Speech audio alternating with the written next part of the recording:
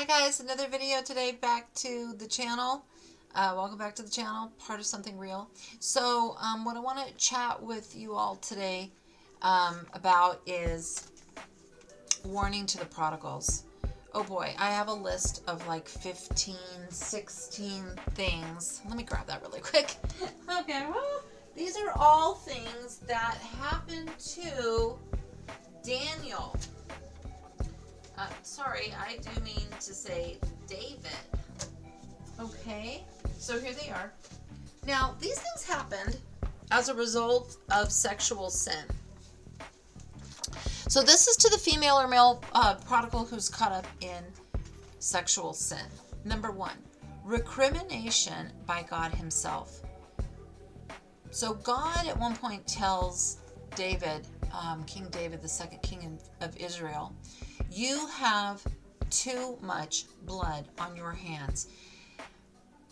There it is. You have too much blood on your hands. So, prodigals, do not be so disobedient in your lifestyle that you just hurt your standard, hurt other people, hurt the body of Christ.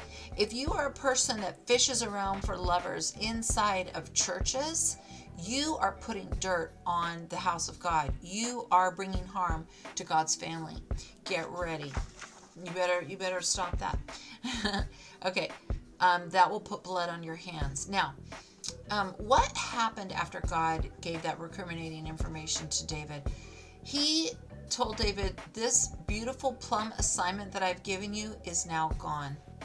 I know I gave you directions. I know I gave you instructions. I know you thought it was going to happen. So David had been given plans to create the first national headquarter temple. It would be like the UN building in New York, or the White House in DC. Okay, so God gave him all these instructions to build this temple. Did he get to do it? No. God demoted him and took that assignment away. Why? Because God disciplines. You get disciplines, even curses, up to death. Even your children can be taken. Like we've discussed before from Ezekiel. Chapter 3, was it, where God told Ezekiel, that's what I'm going to do. I'm going to take these people's children because of their sexual sin. And that's what he did. Okay, and he actually, so yeah, okay, anyhow. So David did not get to build the first temple. Okay, death of children. God allowed David's son to be taken. His son, born out of sexual sin, you could even call it rape, was killed. He was stillborn and died. That's number 3. Number 4, secrets exposed. King David's secret affair, which led to the murder of one of his besties, one of his homies, was exposed. This pregnancy was exposed. So many people saw the dirty life, the dirty side, the shady part of David when all of this came out. And Nathan the prophet is the one that God revealed all of this to.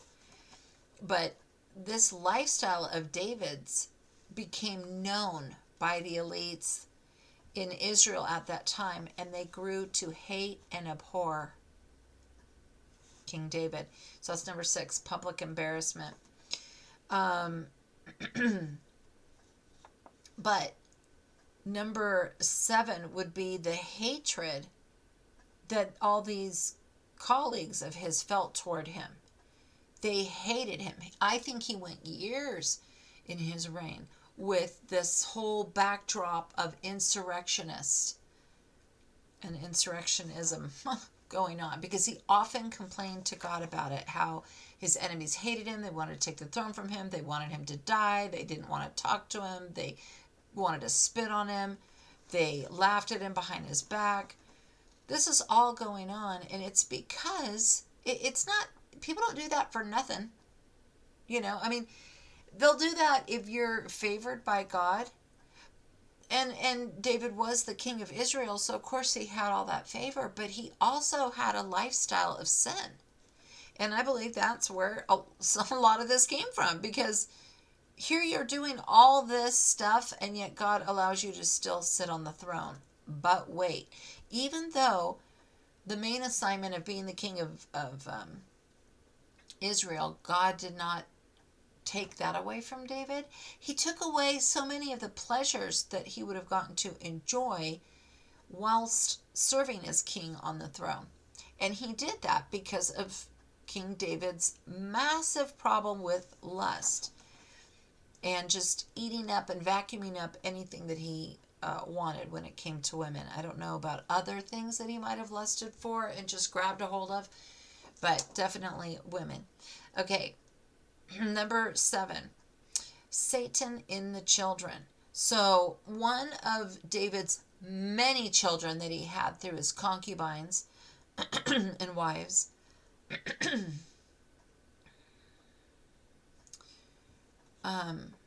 became sexually obsessed with a sibling. And it was a half sibling. So these two were half siblings. Okay, they had different mothers with the same father. But the one son just became obsessed with Kira, I believe was the daughter's name. Was it Kira or was it Tamara? I can't remember. You can look it up. Anyways, he eventually rapes his sister. So there was an imbalance. There was an open door to a demon in David's son's life, and that sin came to full fruition, and it led to rape.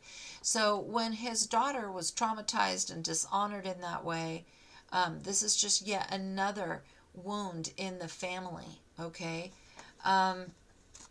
Number 9, rebellion and hatred by a second son. So we know Absalom held David responsible for not doing anything about the rape, and that grew to be a mighty hate within Absalom. Number 10, the hatred that his son had for him grew into a national civil war. It was a hot mess, and some of the Israel people sided with Absalom. They sided with him. Yeah, you're right. Your dad did nothing. Your dad is just a hot mess, and his family's a hot mess. And Absalom worked behind the scenes and had a whole campaign to discredit his father, discredit the wisdom of his father, which, right, that's a little questionable, the wisdom. So anyways, this eventually led to a civil war. Number 11. Depression. So not just depression, but David talks about in the Psalms physical illness, that the illness got so bad, not just the depression, but a parallel illness that he was suffering under, that he contemplated death because it was awful. So he was having suicidal thoughts as well as physical illness on top of depression. So that's 12 and 13. Okay. Number 14, public humiliation. Okay, the people saw that he was wasting away, and they thought it had to do with secret sin or sin. They had their own whisperings and reasonings as to why David was wasting away in front of them. So this is public humiliation. He would talk about how the people would just not want to even look at him. They would look away. Okay? All right, number 15. When David's son Solomon took the throne, all of the kingdom fell apart. Okay? It completely fell apart. So the kingdom, because of David, God said, I'm not going to take the kingdom from you. You deserve it. But I'm not going to do that to you, but I'm going to let it be taken from your family line. I'm going to let it be taken from your son. And that's exactly what happened. The portion of the country that Solomon ruled and reigned over, David's son, was very small. I think it was just Judah, right? So the southern tribe, that's it. The rest of it, there might have been one other tribe, but the other 10 tribes went into a separate kingdom. And I think that's what it was forevermore. The kingdom was never again under one king. Why did that happen? Why did the legacy of this nation get diminished and torn down? Sexual sin. Sin is what did it. So we can be like, oh, King David, yeah, he was great. Now, the Bible says that he had a heart after God's own heart. Well, I believe that what that means is that David did have a tender heart. David had a heart toward God. David had a protective stance in him. He was a warrior. He defended Israel. David had the aptitude for obedience when it came to things that he wanted to do, like be a warrior, but so all those things were like the heart of God, okay? So that was there. But alongside that was disobedience in the area of sexual sin. Okay. This was a spirit on the family line because Solomon also struggled even more so with sexual sin than his father did. And in the end, that beautiful temple that Solomon got to build instead of David got destroyed. That big, massive, huge landmass in the Middle East that was the original Israel got diminished. Solomon, who was full of pomp, circumstance, physical beauty, mental genius for the time, got diminished. And he finished his life in depression. He said everything was for nothing and there was no meaning under the sun. And, he just totally, instead of finishing his race strong and mighty, he finished weak. And his rule and reign was made smaller and made diminished. Everything got destroyed. The temple and most of the country went to another king. So, in 12 minutes, that's my little dissertation on why it might not be a great idea to let your whole lifestyle be about sexual conquering of people, hookups, and whatnot. So, it's an appetite. It seems good at the time, right? Look at our whole world and culture and look at these two kings. And so, yes, maybe you can buy affection and maybe you can get affection through your own resources and your charisma and your looks and whatnots.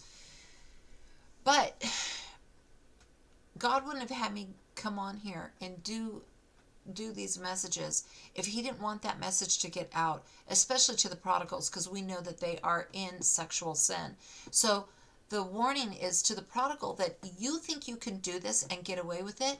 You think that God is allowing it because you have not had everything ripped away from you yet. Guess what, prodigal? Don't you put it together that God is allowing you to go the distance. He's letting you see how low you can go, how far along this road you're going to travel. He's allowing it, and that should really humble you. It should humble you to, I gotta go, know that it's not good that God's allowing you to do this. In his mercy, but what he's allowing you to do is get to such a low place of loss that you can't recover. Listen, you won't be able to recover. Why? Because that is what sin does. Sin equals death. Death of assignment, death of legacy, death of reputation, death of dignity, death of relationship, death of family, death of esteem, death of mental health, all those things. That's where it leads. If it doesn't get reined in, put down, you know what I'm saying? So, God has just been talking about judgment on the prodigals right now. We've got, somebody few people that are standers are moving on to other assignments.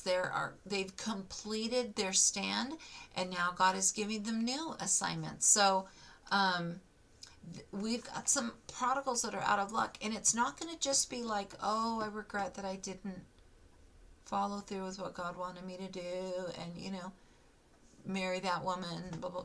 No, no, no. That is the least of your concern.